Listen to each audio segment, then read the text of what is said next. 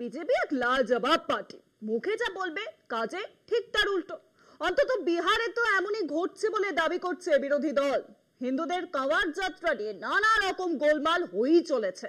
ইতিমধ্যে এক সিআরপিএফ জওয়ান মার খেয়েছেন কাওয়ার তীর্থযাত্রীদের হাতে।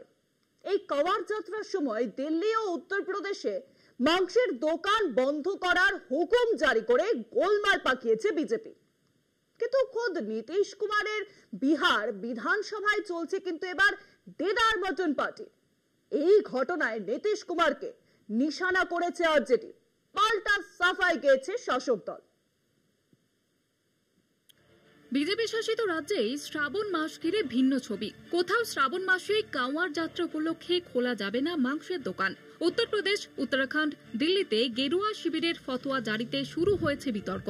আবার অন্যদিকে বিহারের মতো জেডি ও বিজেপি শাসিত রাজ্যে পবিত্র শ্রাবণ মাসে চলছে দেদার মটন পার্টি। বাদল অধিবেশনের প্রথম দিনেই খোদ বিহার বিধানসভা সেন্ট্রাল হলে বসেছে রকমারি মাংসের পদের ভোজ। মটন রোগানজশ, মটন কারি সহ মাংসের নানা সুগন্ধি পদের গন্ধে মোমো বিধানসভা সেন্ট্রাল হল।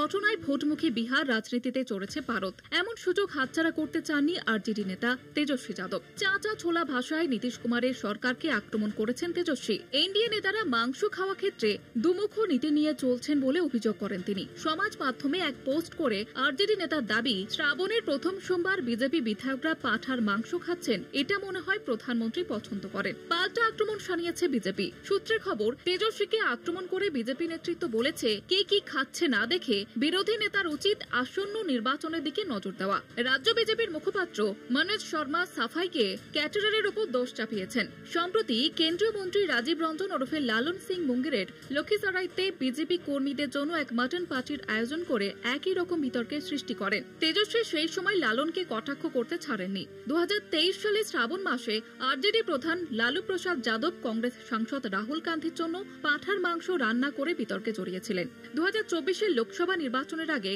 নবরাত্রির সময় হেলিকপ্টারে চড়ে প্রচারের সময় মাছ খাওয়ার ভিডিও পোস্ট করে বিতর্কে জড়ান আরজেডি নেতা তেজস্বী যাদব। সমাজ মাধ্যমে সেই ভিডিও ভাইরাল হতেই পদ্ম শিবির তীব্র আক্রমণ করে তেজস্বীকে।